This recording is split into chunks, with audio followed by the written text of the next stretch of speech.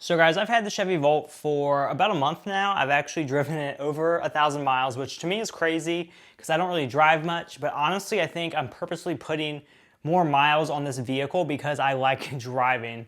I'll find myself going out several times per day, like to do the stupidest things. Like we'll need one thing from the store and I'll just go get it. Obviously, my life isn't gonna be like that all the time. I just really love the Chevy Volt, so I'm just kind of like getting used to it, getting familiar with it. The Chevy Volt is like a tech lover's dream. It's not a Tesla. It doesn't drive itself, but it basically is almost there. So there's a ton of features on the Chevy Volt Premier that I have, and I had the Driver Confidence 2 package with the adaptive cruise control. So that's basically every feature that the Chevy Volt offers at this point. The 2019 version is coming out, which will have a better backup camera, better wireless charging, and that's about it. But yeah, so the features that I use the most on the Chevy Volt honestly really do make my life better. So for starters, the charger that came with the Chevy Volt charges up to 12 amps, and that will charge your car in about 13 hours. So theoretically, that should work for most people that have a short commute. My commute total is about 15 miles. So when I get home from work, I still have about 30 miles of range left. I plug it in, and then by the next day, it's fully charged. And what I did, I opted to get a 240 installed, so now the Volt will charge in about 3.5 to 4 hours, but that's from dead. So the cool thing is, when I get home from work and I still have about half of a charge left, I plug it in and it's fully charged in about 2 hours. So if I want to go out and about and get groceries later, or go to the movies, or go to dinner, the Volt's going to be fully charged and I'll have that full range. So the chances of me using gas are much, much less. Also too, if I just go to the grocery store really quick, which is like a mile or two away, by the time I come back and plug it in, it could be charged in less than an hour, which is really cool. And you may think it's kind of wasteful to continuously plug your car in even though the battery isn't dead, but Chevy/GM recommends that you plug it in because when you do that, it allows it to regulate the temperature of the battery. My car is in the garage, which yes, it's inside, but it's super hot. So when I plug it in, you can actually hear the car. Like some people would probably think the car is on, but it's just the car regulating its temperature to prolong the life of the battery, which is a really cool tech feature of the Chevy Volt. And then when I drive the Chevy Volt, pretty much 90% of the time, I will turn on sports mode, which is pressing the mode button twice. I use it so much now, I just know, turn the car on, mode button twice, automatically on sports mode, and I pull it past drive to L, which is low mode. What that basically does, when you take your foot off the accelerator, I don't want to say gas because most of the time it isn't gas. When you take your foot off the accelerator, the car will slow down very quickly. So it's kind of like that feel of a sports car or like a manual type transmission. But what that does, it contributes to your regenerative braking. So if you pull up the power on your vehicle, like on the center console or even by your odometer, you can see that you're getting energy back. When you see the negative energy, that means your battery's charging, which is cool. And you can also pair that with this paddle shifter on the back of the steering wheel. Now, at first, when I had the car in drive mode, because I didn't know what L was, I would use the paddle shifter, and I feel like it was really hard to time my stops. Like I felt like it was very abrupt. If you pair the L mode with the paddle on the back, you can stop quite a bit without using the brake, which is really good. You won't wear your brakes as much. The only problem is with the paddle shifter, you only will stop to like 1 to 2 miles an hour, so you're not gonna come to a dead complete stop. If you're like me, it's good enough to get you through a stop sign. I know that's illegal, but rolling stops are the way to go. Another thing too with sports mode, it's crazy. Like the Chevy Volt, it's a Chevy, it's not very fast, but the 0 to 30 speed is like 2.5 seconds. So just flooring it is really insane. Like this isn't a sports car. It's not gonna compete with sports cars. But for like going off the line, like trying to pass somebody or trying to get ahead of someone at a stoplight, like if a lane's merging, it's really good. Most people aren't going to be able to beat you for the most part.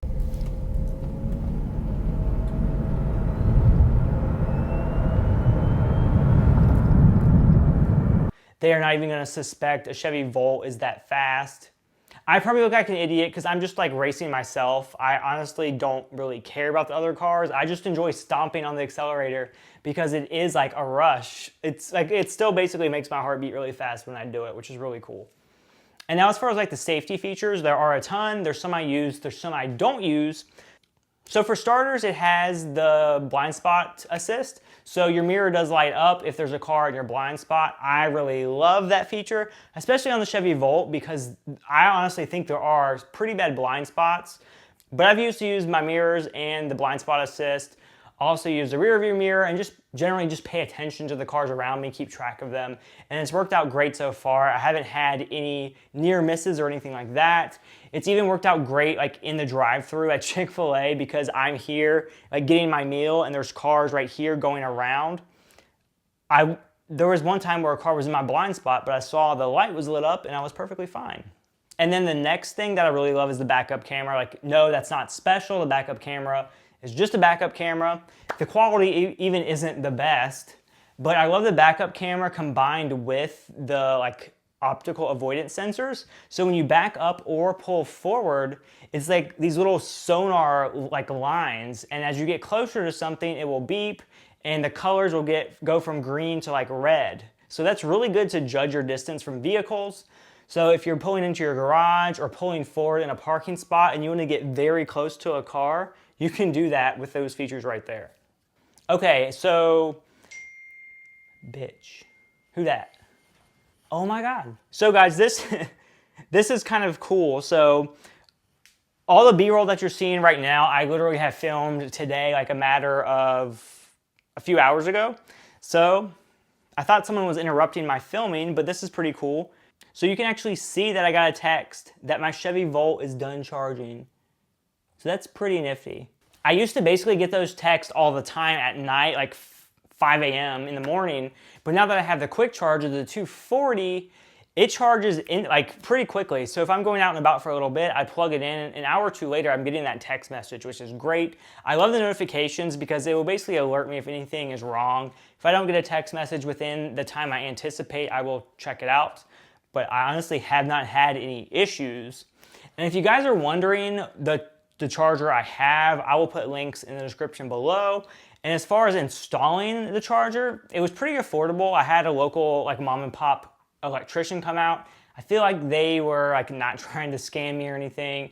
And to basically take a line from my electrical box up in the attic down, it was like $311 for the parts, which the line is really expensive, and then the install, and they mounted it and everything. And the charger itself was around $400. So to me, it's worth it just because also this is a way to get to the future. If I ever want to get a fully electrical vehicle, this will come in handy because if you don't know, say like, okay, the Chevy Volt is like 50 miles of range. The Chevy Bolt is like 200 miles of range. So if you plug in the Chevy Volt and it takes 13 hours to charge, theoretically 13 times 4 is the amount of time it would take the Bolt to charge. And that's typical, like Teslas or any type of vehicle that has a big range. If you plug it into a regular like 110, 120 socket, it will take literally days to charge. So having a full electric vehicle, it's a must to have the 240. And ultimately my goal is to have the Volt side by side with some other electric car, whether it's the Tesla, the Bolt, some other car that comes out in the future. I may even strategically get an electric vehicle from a manufacturer that hasn't reached their $200,000 car limit. Because if you don't know about that, Tesla met their $200,000 limit. So if you're in the US, that $7,500 tax credit is going away. It's basically getting halved first, but slowly disappearing. And GM/Chevy has almost reached their $200,000 as well. So by the time I'm in the market for another electric vehicle, preferably a full electric vehicle, I'll have to go to another manufacturer if I want that $7,500 credit. My question is, can you get a $7,500 credit twice, like in separate years? I don't know. Let me know in the comment section below. But the feature that a lot of people love on the Chevy Volt, and I'm not going to say it's Chevy Volt, like Chevy Volt did not invent this feature, but it is a game changer to me. Anyone that has a car and has the opportunity to get adaptive cruise control, do it. Because if you go on long trips, like on the highway, it makes traffic a breeze. You set the cruise control like any other cruise control. It's like say you set it to 80, but then it will know it will see the car in front of you and it will slow down or speed up depending on the traffic. So, and you can also set the distance between the two cars. Obviously, the faster you're going, the farther away your car is going to be anyway, but you can set it to 3 different options, as you can see by the little squares on the dash. I prefer like closest, because if you do really far away, honestly, people will like just try to get in front of you constantly because there'll be a huge gap. So I do the closest, but I just keep my foot on the brake. You have to be like alert. You cannot let this adaptive cruise control drive for you and give you peace of mind, because that's not what it's there for. It's just for convenience. You don't have to let off your brake, cancel your cruise control. There was actually a time where I was driving on the highway. I don't know why, but a person ran out in the highway to get something, and this like made traffic come to a halt so quickly. The adaptive cruise control, honestly, I don't know if it would have worked, but I would not trust it in that scenario. It's kind of made for like gradual slowdowns, not, you know, like slamming on your brakes. This car does have like auto braking alert, and it has this little light that will blink up. I had that happen a few times. Honestly, I was never in danger. It kind of alerted me to stop faster, but I wouldn't have wrecked to begin with. But I'm glad to know that it's there in the future, just in case there is a really like life or death scenario where the braking will help me. And obviously I have not recorded the car braking by itself, because I'm not going to purposely try to hit somebody just for that feature to be caught on camera. And as far as like the app on your phone, there's a ton of features. The feature I use the most would be the notifications coming to my phone. And there's also ability to basically precondition your car. So say if you're grocery shopping and you're like checking out and it's really hot out and you want your car to be cool, go in your app, precondition it, and by the time you're at your car, it should be pretty cool. Also, like if I'm at work, when it's about 10 minutes before I leave, I'll precondition it. Yeah, so that's really handy itself. That's kind of like through OnStar. I believe that feature is free for like the first 5 years. Don't quote me, but I don't think it's like a subscription type of thing that you need to have. Obviously, this isn't anything special, but I do enjoy the key fob. It is different than the key fobs I've been used to in the past. It is keyless entry, so you just keep it in your pocket. So you can open the trunk, you can open the driver side door, you can open up all the doors just with the key fob, keep it in your pocket. And of course it has push to start, which is great as well. Some features that I'm really gonna love in the wintertime, and I say wintertime because I live in Florida, but I tried out the heated steering wheel. That was great. The heated seats are great. They heat up really fast as well. And if you're using an electric vehicle, it's honestly better to use the heated steering wheel and seats, because that uses your battery way less. If you're using like the actual heat, that will drain your battery so quick. But luckily I'm in Florida, so like cold is maybe like 40 degrees for an hour or two in the morning, so the heated seats would be enough to take the chill out of my butt and my hands. And again, another feature that a lot of cars already have, but I, coming from a 2012 Volkswagen Beetle, I didn't have this. I really love Apple CarPlay, so you plug in your phone via the USB charger and it will just play your music automatically. You can see your text messages, navigation. Honestly, it's made me a better driver because I keep my phone out of my hands at all times while I'm driving, versus in the past, like yes, you should not be texting and driving, but I would still be guilty of like changing songs. And honestly, it is very distracting. Like even if you're not texting, if you're changing music on your phone, you're still being distracted. But with Apple CarPlay, it's all just there. And I'll use my steering wheel to change the volume and also go forward and back with the songs. So the least amount of time that I'm actually focused on a screen versus the real world, the better. And Apple CarPlay really helps me out with that. If you're not one to like Apple CarPlay or Android Auto, it has Bluetooth, of course, so you can just play songs that way. The car also has a built-in wireless charger, so if you definitely want to get the phone out of your eyes and out of your mind, the wireless charger is in the armrest. So you open the armrest, you put it in, you shut it, and it's done.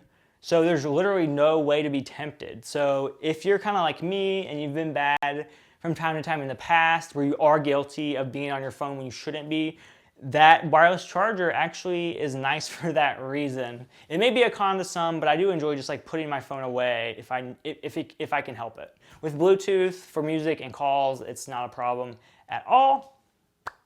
Also, not a feature that many people are going to care about, but I do enjoy that the Chevy Volt Premier has Bose, so the sound system sounds really good. Whatever you guys may think about Bose in the tech community, I know like Sennheiser headphones are better, Bose isn't really the best, it's overpriced, blah, blah, blah. It's just, in general, a really good sound system. There is a little subwoofer in the trunk, so it does add a little bit of bass to it. Like, you're not going to be breaking any windows, but there have been times where I've had to like turn down the sound quite a bit because I feel like the bass is overpowering in certain situations. Like, I don't want to drive through a neighborhood with the bass blaring, even though a lot of you guys do that and that's rude. So I'm just kind of like reading the features that I haven't used so you guys are aware of maybe what's not worth it if you can opt out of that option. Oh, also another feature would be lane assist, which I'm trying to decide if it's good or bad. It may be one of those things where you just miss once it's gone, but basically you'll see an icon on near your odometer. It will show a lane and your car in it. If it's green, it means the car has detected the lines and you're in it. If you let off your steering wheel and the car starts to like veer into another lane, it will correct itself, which is really cool. But also you have to know to use your turn signals. If you're a bad driver and don't use your turn signals, if you slowly start veering into a lane, it will scare you because it's gonna like fight you a little bit. So this car does teach you to be a better driver with your turn signals. I use my turn signals 99% of the time. At the time where I'm not thinking about it, or maybe I'm just on a back road where nobody's around, it kind of does scare you, but you can turn it off. There's a button literally on the steering wheel to turn it off. This car actually does like parallel park itself. That's one feature I've not used yet. Just where I live and work and go shopping at, I just haven't had the opportunity to test it out. There was one time where I had the opportunity, but there was a car behind me and I didn't want to test out something new when someone's waiting. I don't know, it just freaks me out. And you can't parallel park in empty parking spots. There has to be 2 cars for the car to sense, if that makes any sense to you. And then there is also an automatic like high beams, which is another feature I don't use. When I used to live like in the country on the back roads, I would use my high beams all the time. Honestly, right now, I don't think I've turned on my high beams once. Just like where I live is on kind of like a neighborhood, so it's all lit up with lights. I'm never like in an area where it's that dark. But the automatic high beams are cool. You just like press them, and if the car senses other cars coming towards you, it will turn them off. When they go away, it will turn them back on. In my opinion, it may not be worth it to most people for that feature, but I do appreciate any added tech in the car, which is always cool to play with. And while this isn't like tech, I just want to point this out. So I've had the car for 1,000 miles, more than 1,000 miles. The car came with a tank of gas, and I've probably used gas 3 or 4 separate times. And when I did fill up the tank, which I don't fill up my cars when they're right on empty, but there was, it was like 1/4 of a tank left.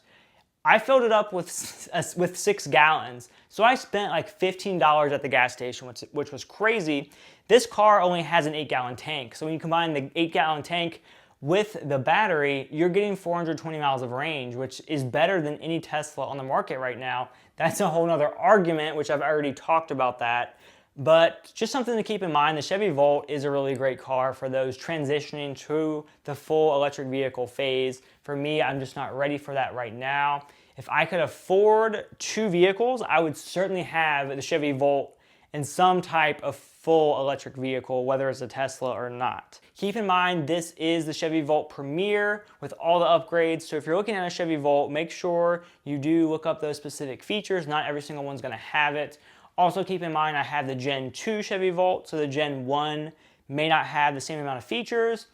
Also keep in mind, if you're looking at Chevy Volt, so that's 2019, it's coming out very soon, and it does have a few extra features. Nothing worth really like, I don't know, to me it's not worth getting, but if you're in the market for one right now, it might be best to wait. Or you can take advantage of the 2018s at the dealership and maybe get a cheaper price.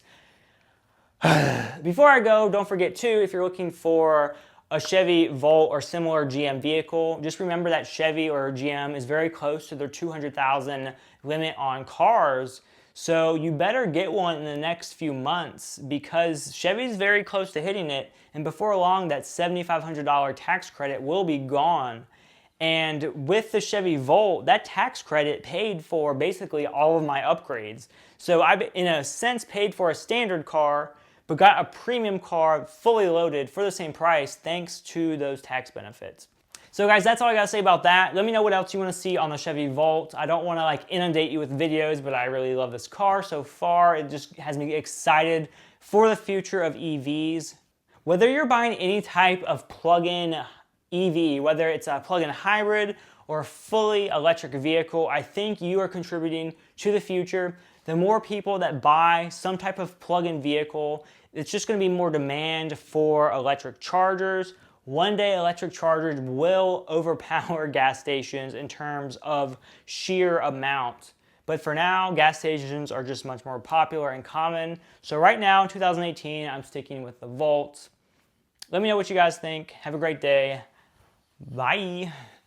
So guys, if you have not seen my other Chevy Volt videos, I've made two, so I will put them right there. One I talk about my haters, and one I talk about basically buying the Chevy Volt, why I picked it over the Tesla Model 3. Both are really good videos. If you want to watch them, definitely do that. If you do, it helps the channel out a lot. It makes YouTube think you care about me. Don't you care?